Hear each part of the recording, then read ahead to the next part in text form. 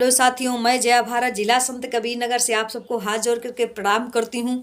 आज मैं कहना चाहती हूँ, चाहे आपको सत्ता का अहंकार हो, चाहे धन का अहंकार हो, चाहे बल का अहंकार हो, चाहे सुंदरता का अहंकार हो, चाहे जिस्म का अहंकार हो, चाहे जवानी का अहंकार हो, चाहे किसी चीज का अहंकार हो, अहंकार ज्यादा दिन चलता नहीं और न अहंकार को कोई स्वीकार करता है। चाहे कितने बड़े भी ज्ञानी आप हो, लेकिन आपके अहंकार को कोई स्वीकार नहीं करता है और अहंकारी का हमेशा नाश होता है, सर्वनाश होता है। चाहे सत्ता पर बैठने वाले हों, चाहे सत्ता से बाहर हों, चाहे बड़े बड़े बिजनेसमैन हों, चाहे पूंजीपति हों, चाहे आप और हम हों, जो अहंकार कर लिया उसका नाश होना ही है। मैं आप लोगों को बताऊं, जिस समय मैं रामायण से कहानी बताऊंगी आप लोगों को। आज अहंकार के कारण आज हमारे देश में लोग राम राज्य की स्थापना करना चाह रहे हैं कि राम राज्य आएगा।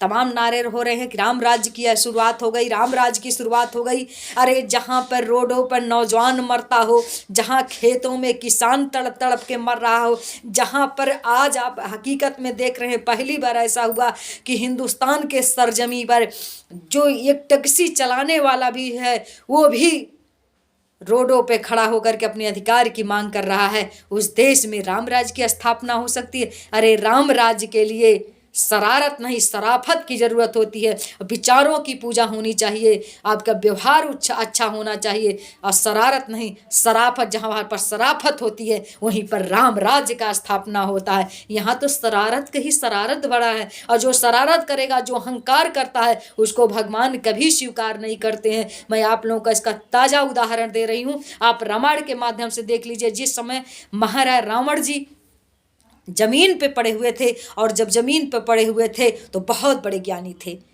और भगवान राम जी को इस बात को पता था कि रावण अपने अहंकार के कारण इस दुनिया से चला गया, लेकिन फिर भी वो बहुत बड़ा ज्ञानी है और लक्ष्मण जी को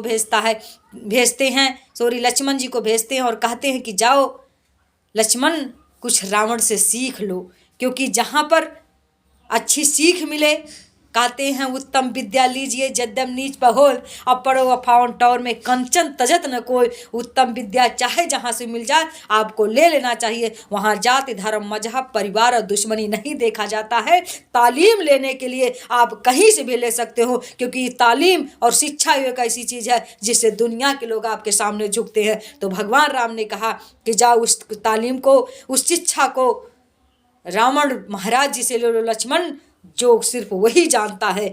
बहुत दुनिया का सबसे बड़ा विद्वान है, सबसे बड़ा ज्ञानी है। लक्ष्मण जी जाते हैं और जब जाते हैं तो उसके सर के करीब खड़ा होकर के कहते हैं कि आप तो इस दुनिया से जा रहे हो महाराज, लेकिन हमें जाते वक्त कुछ ज्ञान दे दीजिए।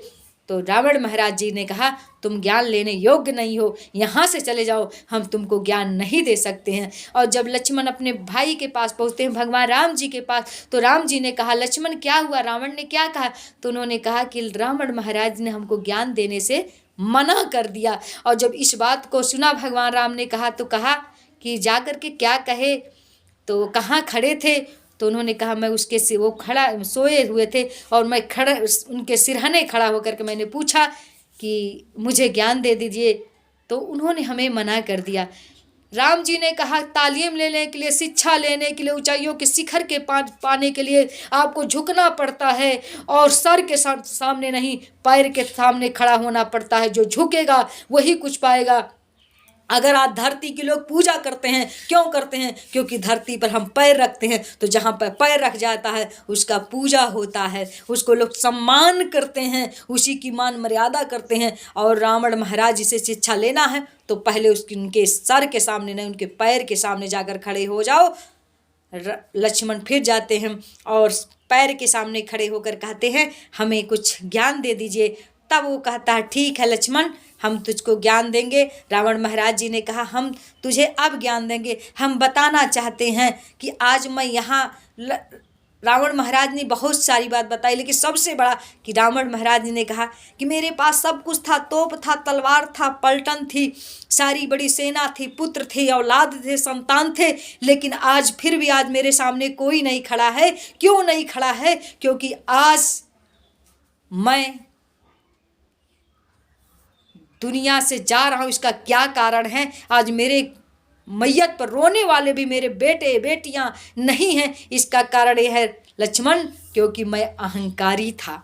और जो अहंकारी होता है उसका यही दशा होता है, चाहे वो कितना बड़ा विद्वान हो, चाहे कितना बड़ा बलवान हो, चाहे कितना बड़ा विश्व विजेता हो, चाहे कितने भी शासन सत्ता पर वो काबिज हो, लेकिन जिसने अहंकार किया समाज के सामने, राष्ट्र के सामने, वतन के सामने, किसानों के सामने, माँ बाप के सामने और अपने समझौता के सामने, हकीकत मैं यही कहना चाहता हूँ कि वह दुनिया में उसका यही गत होता है। आज मैं जमीन पर हूँ, इसका कारण लक्ष्मण मेरा अहंकार है। और जो व्यक्ति अहंकारी होगा, जब रावण जैसे विद्वान, रावण जैसे पंडित, रावण जैसे विद्वान अज्ञानी व्यक्ति अहंकार के कारण आज ये गति है, तो हम अज्ञानियों को अहंकार हो गया है, हमारी क्या गति होने वाली है। ये शिक्षा लक्ष्मण जी को रावण महाराज जी ने दिया। आप विचार करो कि आज लोग सत्ता का अहंकार, आज बल का अहंकार, आज हुस्न का अहंकार,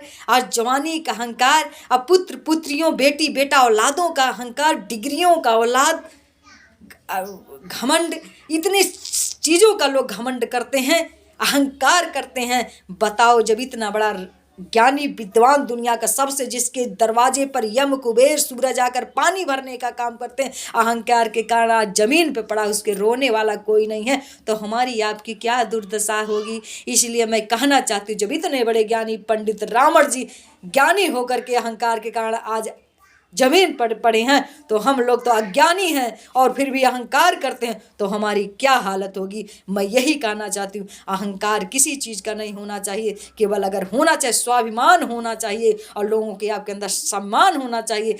किसी को सता करके आप नहीं, शरारत करके नहीं, अगर दुनिया में कुछ हासिल करना चाहते हैं तो शराफत के माध्यम से। तो अगर राम राज्य की स्थापना इस भारतवर्ष की धरती पर शासन सत्ता के लोग करना चाहते हैं तो शरारत करके नहीं, शराफत करके। मैं जय भारत यही अनुरोध करती हूँ।